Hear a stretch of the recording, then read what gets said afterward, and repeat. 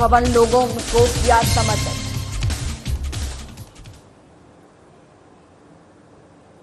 नमस्कार, मैं हूं आपके साथ भारती बघेल। चलिए रुक कर लेते हैं खबरों का। पूर्व केंद्रीय मंत्री और हमीरपुर संसदीय क्षेत्र के सांसद अनुराग ठाकुर ने बिलासपुर जिला के बचत भवन में जिला विकास समन्वय एवं निगरानी समिति की बैठक की अध्यक्षता की।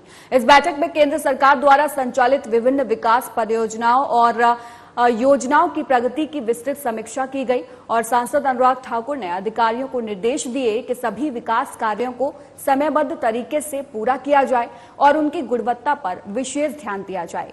उन्होंने कार्यों की प्रगति में सुधार लाने के लिए अधिकारियों से नई तकनीकों का इस्तेमाल करने का आग्रह किया। इसके साथ ही उन्होंने योजनाओं के संबंध में फीडबैक प्राप्त करने की आवश्यकता पर बल दिया ताकि योजनाओं में और सुधार लाया जा सके। सरकार की सभी योजनाओं का लाभ समाज के प्रत्येक व्यक्ति तक, विशेष रूप से अंतिम पंक्ति के लोगों तक पहुंचाना सुनिश्चित किया जाए। करना चाहिए, क्या वायदा किए थे और कितने जो गारंटियां दी थी उनमें से क्या कर पाए। आज पूरा ना करना तो दूर, उल्टा जनता पर महंगाई का दबाव डालना, पेट्रोल डीजल पर वैट बढ़ाना, पानी पर सेस लगाना, बिजली पर 2-2 सेस लगाना और अन्य ऐसे निर्णय लेना जिसके कारण हिमाचल की फजीयत हो, ये कोई अच्छी बात नहीं। इससे हिमाचल की छवि खराब होती है। हम सब प्रतिनिधियों का एक बहुत पीड़ा होती है हमें जब हिमाचल की ऐसी खबरें चलती हैं कि हिमाचल भवन की कुर्की हो गई या फिर हिमाचल को होटल चलाने नहीं आते तो 18 होटल्स को आप कर दीजिए वापस, प्राइवेटाइज कर दीजिए, दे दीजिए। अब इस तरह के आदेश जब कोर्ट से आए तो इसका मतलब पानी सिर से ऊपर जा चुका है। मुख्यमंत्री के प्रधान सलाहकार नरेश चौहान ने आज कहा कि सीपीएस मामले को लेकर माननीय उच्चतम न्यायालय ने जो निर्णय आया है उसका हम स्वागत करते हैं। यह निर्णय प्रदेश के लिए राहत की बात है और साथ ही यह हमारे लोकप्रिय मुख्यमंत्री सुखविंदर सिंह सुक्खू और प्रदेश के लोगों की भी जीत है। प्रदेश के बीजेपी नेताओं पर हमला बोलते हुए उन्होंने कहा कि बीजेपी के कुछ नेता पैरा 50 का हवाला देते हुए प्रदेश के चुने हुए विधायकों को अयोग्य करार देने को लेकर बड़े बड़े दावे कर रहे थे।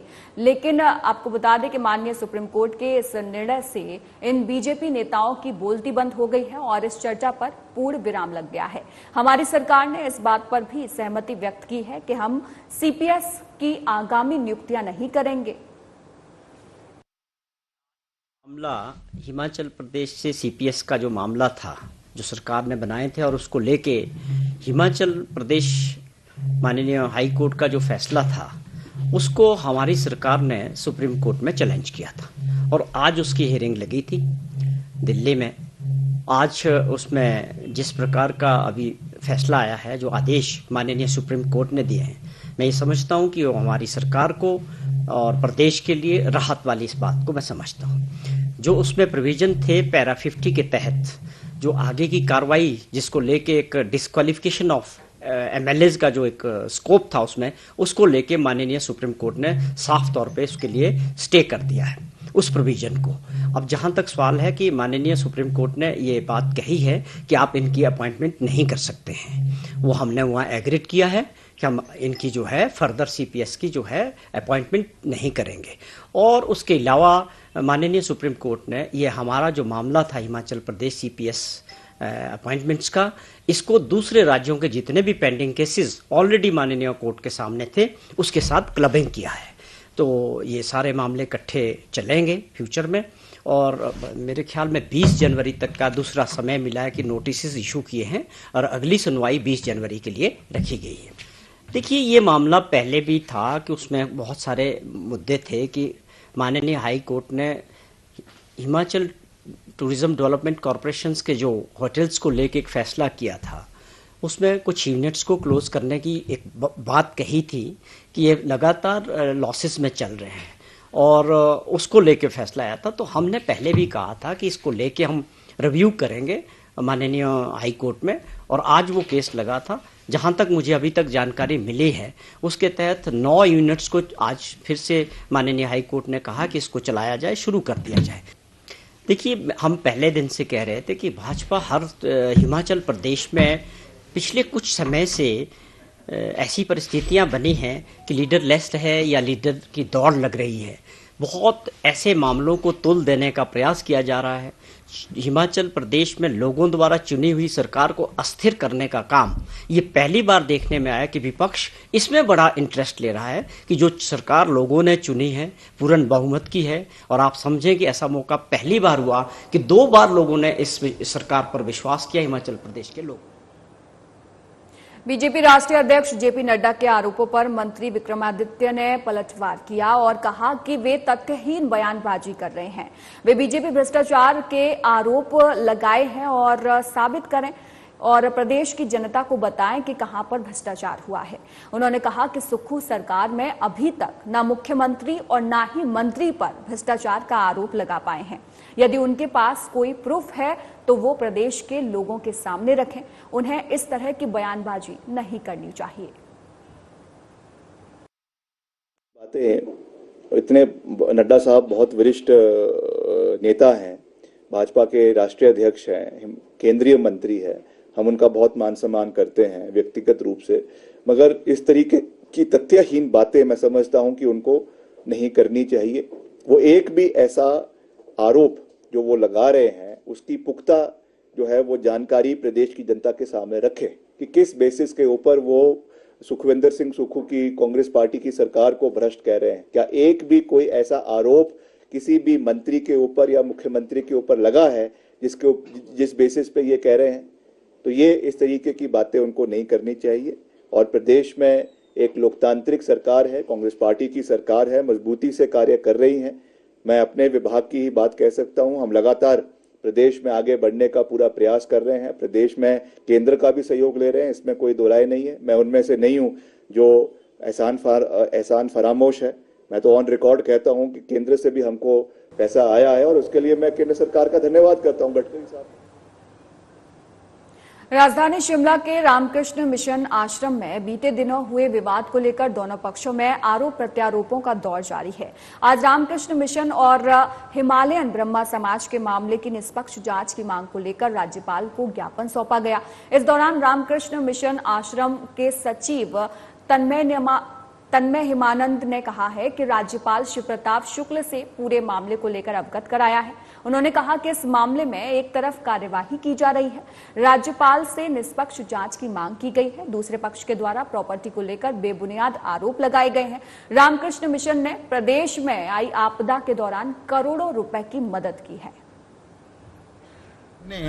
21 नवंबर 11:15 बजे राज्यपाल महोदय से मिले, महामहिम राज्यपाल महोदय शिव प्रताप शुक्ल जी से, और अपना दुखों की दास्तान हमने उनको समर्पित की कि एक तरफा कार्रवाई कैसे हो रही है और हमारे मंदिर को हथियाने के कब्जे करने की कोशिश की गई। इसको लेकर के हमने महामहिम से अनुरोध किया कि उसमें निष्पक्ष जांच और एक पक्षीय। राजधानी शिमला के संजौली में अवैध मस्जिद विवाद को लेकर जिला अदालत में सुनवाई हुई, जिसमें मस्जिद कमेटी के अध्यक्ष की वैधता को लेकर वक्फ बोर्ड ने शपथ पत्र दायर किया है। आपको बता दें कि मुस्लिम संगठनों की तरफ से मस्जिद कमेटी के अध्यक्ष की वैधता को लेकर प्रश्न उठाए गए हैं। वक्फ बोर्ड ने अपने शपथ पत्र में मोहम्मद लतीफ को 2006 से अध्यक्ष बताया है, जिस पर याचिकाकर्ता ने सवाल उठाए हैं। दोनों पक्षों की दलीलें सुनने के बाद जिला अदालत ने 30 नवंबर को मामले की अगली सुनवाई तय की है और इसी दिन कोर्ट याचिका पर अपना फैसला भी सुनाएगा। वक्फ बोर्ड के वकील ने अदालत में कहा है कि सेक्शन 18 के तहत वक्फ बोर्ड ने मोहम्मद लतीफ को प्रेसिडेंट बनाया है और अधिकार देता है। वक्फ बोर्ड के स्टेट प्रेसिडेंट ने कहा है कि 2006 से मोहम्मद लतीफ मस्जिद कमेटी के प्रधान हैं और वक्फ एक्ट के अनुसार मोहम्मद लतीफ मस्जिद प्रधान के तौर पर ऑथराइज्ड हैं। वहीं मुस्लिम समुदाय के एडवोकेट ने सवाल उठाया और कहा कि क्या 2006 में बनाया अध्यक्ष 18 साल तक चलता रहा, उसे 2006 के बाद बदला क्यों नहीं गया? वक्फ के एक्ट के अनुसार 5 साल तक की अध्यक्ष पद पर रह सकता है। एसोसिएशन की तरफ से यहाँ पे अपील की गई थी संजौली मस्जिद के ऑर्डर के अगेंस्ट, तो वो अपील पेंडिंग है जो कि 30/11/2024 को ऑर्डर के लिए है। और इसमें वक्फ बोर्ड ने मोहम्मद लतीफ को प्रेसिडेंट की एनओसी दी थी कंस्ट्रक्शन के लिए, तो उन्होंने जो भी कंस्ट्रक्शन करी थी उसका रिप्लाई उन्होंने एमसी शिमला में दे दिया था। एमसी शिमला ने इंटरिम ऑर्डर किए थे, तो अब वो ऑर्डर जो किए थे उसके बारे में डिस्ट्रिक्ट एंड सेशन जज कोर्ट ने वक्फ बोर्ड से पूछा कि भाई जो मोहम्मद लतीफ़ है जिसको आपने प्रेसिडेंट बनाया है, क्या ये एज पर वक्फ एक्ट है या नहीं है। तो उसका रिप्लाई हमने आज कोर्ट में दिया, जो कि 30/11/2024 को district and session London district and session जज ने ऑर्डर के लिए केस रख दिया है। आज जो लोकस वगैरह सब चीज़ें डिस्कस हुई और अब अगली ऑर्डर के लिए 30 को रख दिए, इसी महीने की 30 तारीख को ऑर्डर हो जाएगा हम सब की जो हमने पिटिशन फाइल की। सर, जिस तरह से हमारा कंटेंशन ये था कि भाई वक्फ बोर्ड ने कोई भी कमेटी कॉन्स्टिट्यूट नहीं की है मस्जिद कमेटी संजौली में, तो वो आज ये डॉक्यूमेंट ले। आयुष, युवा सेवाएं एवं खेल मंत्री यादविंदर गोमा ने कांगड़ा के जयसिंहपुर विधानसभा की ग्राम पंचायत भरवाना के खुरड़पट्ट में 35 लाख से निर्मित स्वास्थ्य भवन लोगों को समर्पित किया है। ज्यादा इसके ऊपर जो प्राइज मनी रखी जाती है, एक आकर्षण का केंद्र जो है इस इलाके के लिए बनेगा। तो आपसे निवेदन रहेगा कि आपने 29 तारीख को माननीय मुख्यमंत्री जी आएंगे तो उसमें ओपनिंग होगी, तो आपने उस समय जरूर आना है। 30 को भी चलेगा और पहली को जो है उसकी क्लोजिंग जो है वो मैं करूंगा। तो आप सबसे फिलहाल इस बुलेटिन में इतना ही। नमस्कार।